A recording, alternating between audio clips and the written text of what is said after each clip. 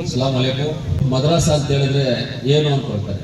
ಮದ್ರಾಸ ಅಂತ ಹೇಳಿದ್ರೆ ನನಗೆ ಗೊತ್ತಿರೋದು ನಾನು ಹೇಳ್ತೀನಿ, ಬೇರೆಯವ್ರಿಗೆ ಏನು ಗೊತ್ತಿರುತ್ತೆ ನನಗೆ ಗೊತ್ತಿರೋ. ಒಂದು ಮದ್ರಾಸ ಅಂದ್ರೆ ಒಂದು ಸಂಸ್ಕೃತಿಯನ್ನ ಕಲಿಸ್ಕೊಡುವಂಥದ್ದು, ಒಂದು ಮನುಷ್ಯ ಹೆಂಗ ಬದುಕಬೇಕು ಅನ್ನೋದನ್ನ ಕಲಿಸ್ಕೊಡುವಂಥದ್ದು, ಒಂದು ಮನುಷ್ಯ ತಂದೆ ತಾಯಿಗೆ ಏನು ಗೌರವ ಕೊಡಬೇಕು, ಸಮಾಜಕ್ಕೆ ಏನು ಗೌರವ ಕೊಡಬೇಕು, ನಮಗೆ ನೀರು ಗಾಳಿ ಬಿಸಿಲು ಕತ್ತಲು ಬೆಳಕು ಕೊಟ್ಟಿರುವಂಥ ನಮ್ಮ ದೇಶಕ್ಕೆ ನಾವೇನು ಸೇವೆ ಮಾಡಬೇಕು, ಅದೇ ರೀತಿ ನಮ್ಮ ಸಮಾಜದಲ್ಲಿ ನಾವು ಹೆಂಗೆ ಬದುಕಬೇಕು, ಸಮಾಜವನ್ನು ಯಾವ ರೀತಿಯಲ್ಲಿ ಮುಂದಕ್ಕೆ ತಗೊಂಡು ಹೋಗ್ಬೇಕು, ಒಳ್ಳೆ ವಿದ್ಯಾವಂತರಾಗಬೇಕು, ಒಳ್ಳೆ ಬುದ್ಧಿವಂತರಾಗಬೇಕು. ಈ ದೇಶದಲ್ಲಿ ಎಲ್ಲ ಸೇವೆಗಳಲ್ಲೂ ನಾವು ಸೇವಾ ಮನೋಭಾವಗಳಾಗಿರ್ಬೇಕು. ಎಲ್ಲ ಸೇವೆಗಳಿಂದ ಪೊಲೀಸ್ ಡಿಪಾರ್ಟ್ಮೆಂಟ್ ಆಗ್ಬೋದು, revenue department, IAS IPS, education department, ಎಲ್ಲ ಡಿಪಾರ್ಟ್ಮೆಂಟಲ್ಲಿ ಆರ್ಮಿ ನೇವಿ ಎಲ್ಲದರಲ್ಲೂ ನಾವು ಸೇವೆ ಮಾಡುವಂಥ ಮನೋಭಾವಗಳನ್ನ ನಾವು ಕಲ್ಪನೆಗಳನ್ನ ಮಾಡಿಕೊಂಡು ಅಲ್ಲಿಂದ ನಮ್ಮ ಹೆಜ್ಜೆ ಗುರುತನ್ನ ಇಟ್ಟು ಆ ಹೆಜ್ಜೆ ಗುರುತನ್ನ ನಾವು ಜಯಿಸೋವರೆಗೂ ಹೋಗುವಂತ ಮಾರ್ಗದರ್ಶನಗಳು ಕೊಡೋದೇ ಮದ್ರಾಸ ಅಂತ ಹೇಳಿ.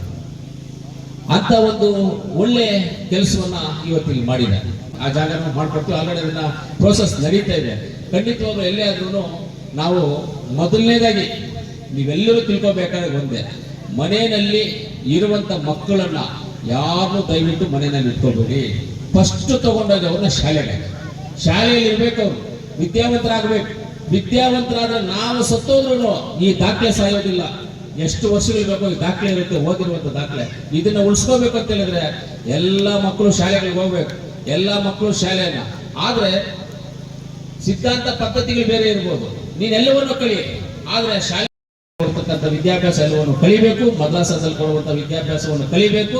ಮುಂದಕ್ಕೆ ಅವ್ರು ಹೋಗ್ಬೇಕಂದ್ರೆ ಇದೆಲ್ಲ ಜೊತೆಗೆ ಇರಬೇಕಾಗ್ತದೆ ಅಂತ ಹೇಳ್ತಾ ಮಾತಾಡ್ಲಿಕ್ಕೆ ಅವಕಾಶ ಮಾಡಿಕೊಟ್ಟ ಎಲ್ಲ ನಮ್ಮ ಹಜರತ್ತು ಮುತ್ವಲ್ಲೀಸು ವೇದಿಕೆ ಮೇಲೆ ಇರ್ತಕ್ಕಂಥ ಎಲ್ಲ ಹಿರಿಯರು ಪ್ರೊಫೆಸರ್ ಅವ್ರಿಗಾಗ್ಬೋದು ಎಲ್ಲ ಮುಖಂಡರಿಗೆ ನಾನು ಧನ್ಯವಾದಗಳನ್ನು ತಿಳಿಸಿ ನನ್ನ ಮಾತನ್ನು ಮುಗಿಸ್ತೇನೆ.